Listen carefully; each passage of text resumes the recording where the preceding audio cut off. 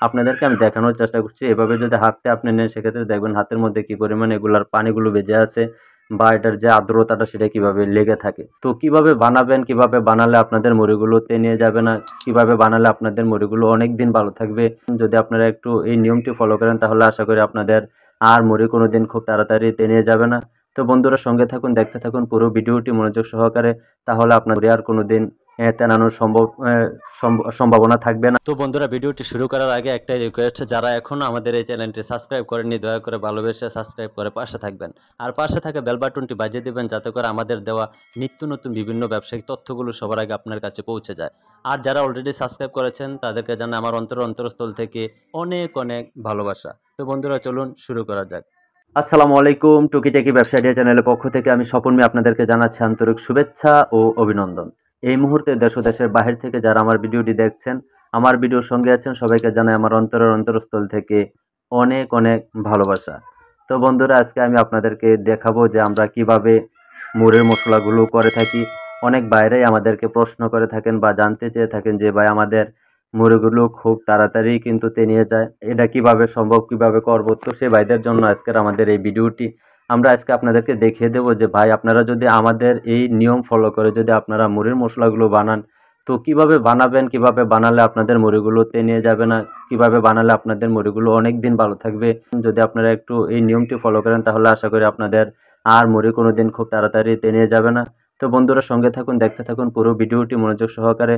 তাহলে আপনার আর কোনোদিন তেনানোর সম্ভাবনা থাকবে না। দুই ধরনের কিন্তু মুড়ির মশলা করা হয় বন্ধুরা। আমরা যেভাবে করি সেটা হচ্ছে আমরা মুড়িতে আদা দেই, তারপর পেঁয়াজ দেই, রসুন দেই, এগুলো দিয়ে কিন্তু আমরা আমাদের মশলাগুলো করে থাকি।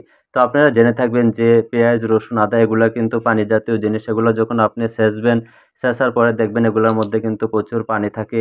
এই পানিগুলো যদি আপনার মশলার সাথে থাকে, আপনার তেলের সাথে থাকে, আপনি যদি এই পানি সহ যদি আপনাদেরকে আমি দেখানোর চেষ্টা করছি, এভাবে যদি হাতে আপনি নেন সেক্ষেত্রে দেখবেন হাতের মধ্যে কি পরিমাণে এগুলার পানিগুলো বেজে আছে বা এটার যে আর্দ্রতাটা সেটা কিভাবে লেগে থাকে। তো আপনারা যখন এগুলা করবেন, করার আগে তেল দেওয়ার আগে কিন্তু আপনারা ভালো করে এরকমভাবে এগুলা শুকিয়ে নেবেন। এরকমভাবে আগুনের মধ্যে দিয়ে আপনারা নাড়াচাড়া দিয়ে এগুলো একবারে শুষ্ক করে ফেলবেন।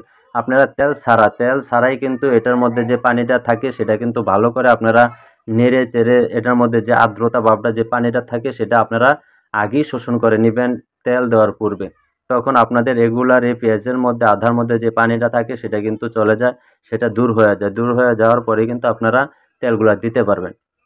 তারপরে আপনারা যে মরিচটা দেন সেই মরিচটা যদি আপনারা কাঁচা দেন সেক্ষেত্রে কিন্তু তার মধ্যে যে আর্দ্রতাটা থাকে, যে পানীয় ভাবটা থাকে সেটা কিন্তু আপনাদের সেটা কিন্তু মুড়ির মধ্যে একটা এফেক্ট আনতে পারে। আপনারা প্রথমেই এই মরিচগুলাকে আপনারা ভালো করে টেলে নিবেন, তাহলে কিন্তু এটার মধ্যে যে পানীয় ভাবটা সেটা থাকবে না। আমি আপনাদেরকে প্রথম থেকে শেষ পর্যন্ত দেখিয়ে দেওয়ার চেষ্টা করতেছি যে আমরা কতক্ষণ, প্রায় আপনার ১ ঘন্টা যাবৎ কিন্তু আমি আমার এই মসলার যে পেঁয়াজ, রসুন, আদাগুলো আমরা হাঁড়ির মধ্যে নিয়ে নাড়তেছি, এটা কিন্তু আমরা প্রায় ১ ঘন্টা যাবত এটাকে আমরা নাড়াচাড়া দিয়ে এটা শুকাই। এটা এক পর্যায়ে আপনার তেল ছাড়াই কিন্তু আমাদের এগুলা কিন্তু প্রায় লালচে টাইপের হয়ে যায়। তারপর এটা হচ্ছে আমরা সুপার তেলটা নেই।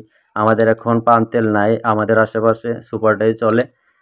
তো অনেক ভাইয়েরা প্রশ্ন করেন, জানতে চান যে ভাই আমি কিরকম গ্যাসের মধ্যে পাক করি, কোন যাবতীয় গ্যাসের মধ্যে আমরা এগুলা করি। তো দেখেন ভাই আমি কিন্তু সিলিন্ডার গ্যাসে এগুলা করি। সিলিন্ডার গ্যাসের সমস্ত ভাজাপুরি, চিপস যা কিছু আছে সবকিছুই কিন্তু আমি সিলিন্ডার গ্যাসেই করে থাকি।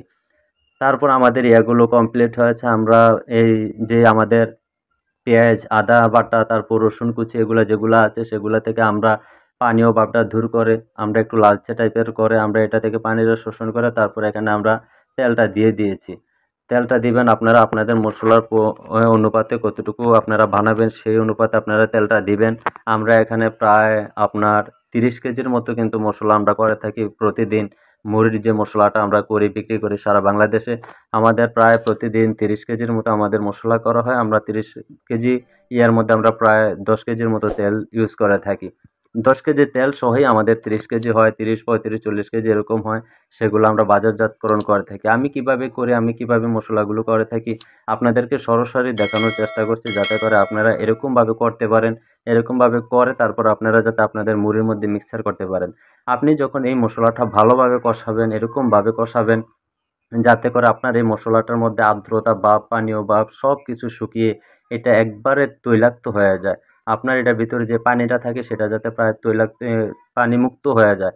আমরা কিন্তু তেল দিই, আপনার তেল ছাড়া কিন্তু প্রায় ১ ঘন্টার মতো এগুলাকে শুকাই। শুকানোর পরে তারপর আবার প্রায় ১.৫ থেকে ২ ঘন্টার উপরে কিন্তু আমরা তেল দিয়ে এটাকে ইয়া করি।